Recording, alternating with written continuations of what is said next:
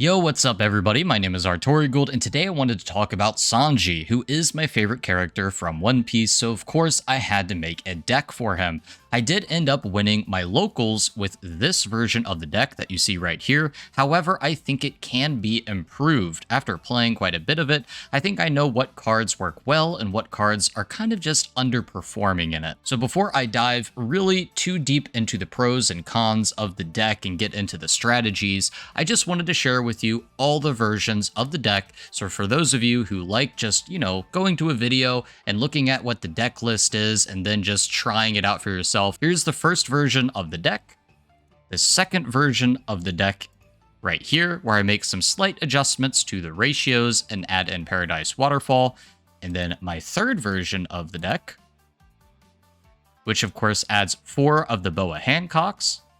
And then this is a version that I'm really excited that I wanted to test out, which introduces the Pacifista package, as I like to call it, which with the Sentomaru Pacifistas, and just kind of doing some shenanigans with that. Anyways, let's go ahead and talk about the original deck list that I used at my locals. What is good about this deck? What are the pros? Well, I think this deck does exceptionally well against Zoro, Whitebeard, and Kinemon. And there are a lot of reasons for this. Firstly, you spam the board with 3-drop 5Ks and you get 2 Dawn back with your leader effect, which means that you can probably play an additional 3-drop, or you can use that 2 Dawn for one of your event cards, which allows you to basically gain the tempo back from all those red and green decks that really fight aggressively in the early game, and you stabilize pretty easily because you just have so much protection from all the events. You have 14 events, which is a lot compared to most decks. And then when it comes to your mid and late game, you have the 5 drops, which are amazing because they dodge the jet pistol effect because of their 7k. You use your 5 Dawn, but then get 2 back, meaning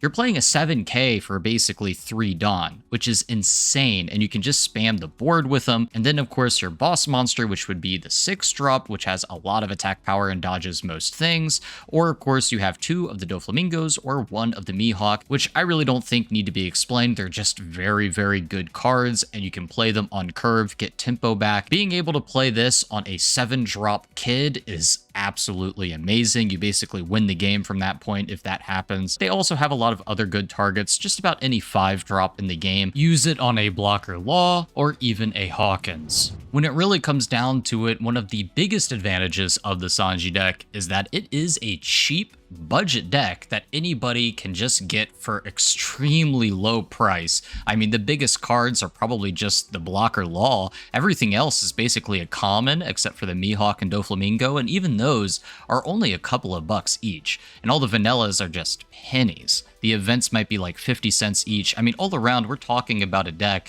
that is extremely easy to play, very cost effective, and that's one of the biggest pros in my book. If you're new to the game, I highly suggest a Sanji deck to be your first deck, especially if you don't want to spend a whole lot of money on cards. Some of the other things I wanted to talk about were the event choices. Obviously, the Onigiri is going to be the main reason that you're playing so many 3-drops in the deck. Basically, you have the 6k counter power, which is really good, but then you also get to play a character with a cost of 3 or less without an effect from your hand. And since we are currently running about 18 of those, I believe one of those is the leader, that means you can get the Onigiri effect almost every time with your hand unless you're really unlucky.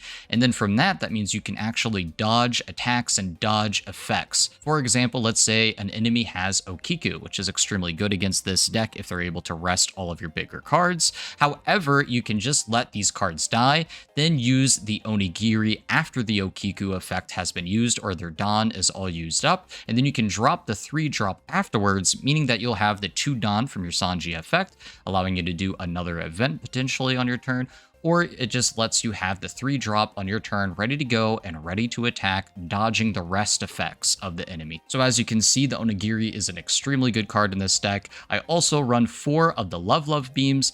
only because it's the only draw card or draw power that we have in this deck, and you definitely need draw power because if you spam the board a lot with vanillas, you are going to run out of cards.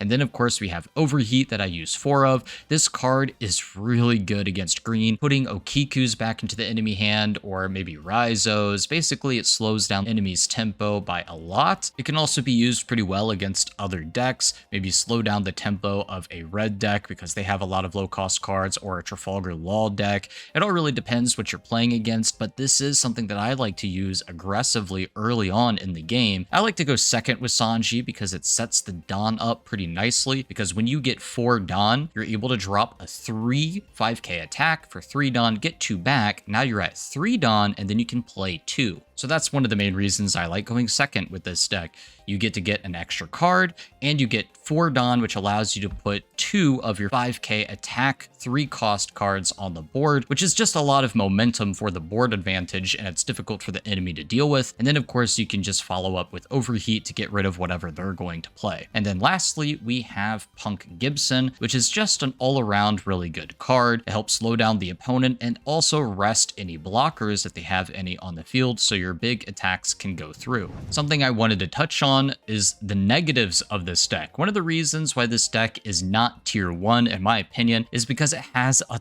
ton of struggles against purple and black decks. They're able to pop a lot of cards that are low in cost, and of course because the whole thing of this deck is I have low cost cards with high attack, that means they're able to pop all of your stuff for free, and it's very, very difficult for you to regain that tempo once they're playing all those bigger cards down on you, like a Kainu or maybe some Kings. It's a very difficult deck for you to go against, which is odd because it does pretty well against, or at least this deck does pretty well against some of the higher tier decks, but it does pretty poorly against a lot of the other lower tier decks. So yeah, that's some of your bigger struggles that you have with this deck. It has a very bad time against Smoker and Leader Z, and of course any Kaido or Magellans that you might fight.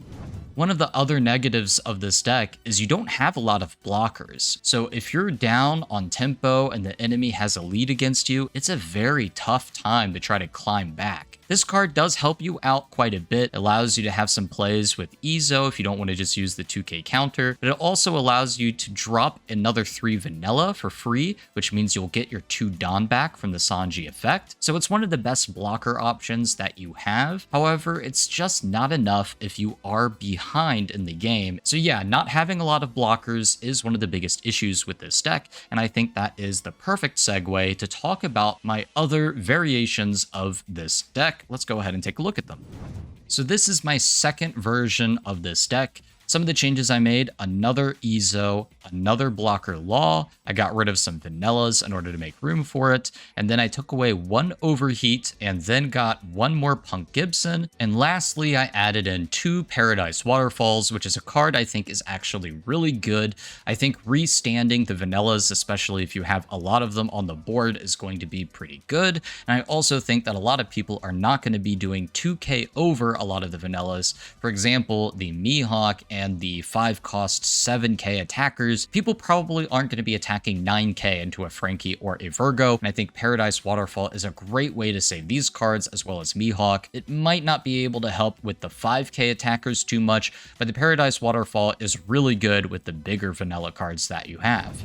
Next up, let's talk about the third version of the deck. In this version, I basically wanted more card draw. So as you can tell with the last version and version 2, I removed the Love Beams. It was a card that, while is pretty good, it didn't quite give me the cards that I needed. It wasn't enough draw power, but there was also something else still pretty weak with this deck. Even though I added in 1 more blocker Law, well, there wasn't enough blockers. So in this version, I got 4 of the Boa Hancock blockers that also lets you draw a card on block and when attacking, which I think is the perfect version of the deck so far. I did have to remove some of the protection. I got rid of 1 Punk Gibson, 1 Overheat, and I got rid of 1 of the blocker Laws. I think getting rid of a blocker Law for a Boa Hancock is fair. You are adding more blockers, so that's a good trade. All around, I think this version of the deck is going to be much better. Boa basically is the perfect solution to not having enough cards while also not having enough blockers. And lastly, I wanted to talk about a version of the deck that I have not done enough testing with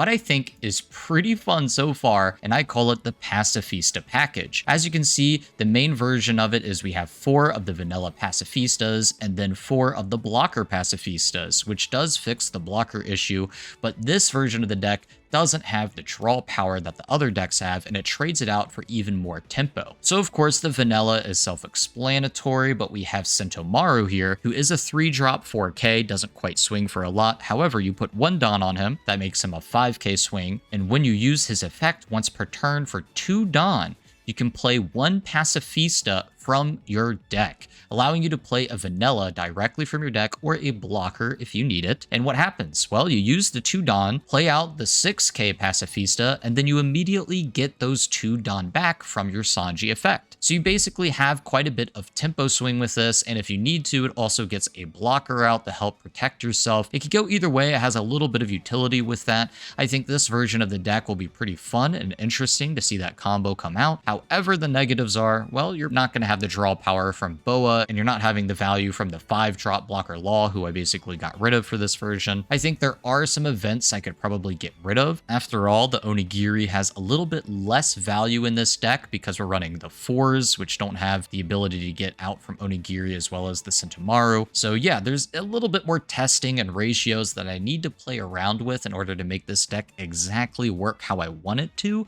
and I think the solution would be to add more of the draw power, maybe drop the Onigiris a little bit. But yeah, this is where I am at in this version of the deck so far. It is still in the testing phase, but it gives you a little bit of an idea of what I'm trying to do with it. So that is it for this video, guys. If I wanted to give you a final line, a deck that really works, it would be this version of the deck or this version of the deck. The version 2 or version 3 for sure work very well.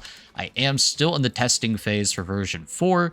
However, just, have fun with it. It's an extremely cheap deck to make. You're not going to lose a lot of money. It's really fun, and it can really catch people off guard. And Sanji is the best. I mean, he's my favorite character from the show, so I would love to see more people play him. Anyways, guys, that's it for this video. Thank you so much for watching, and I'll see you next time.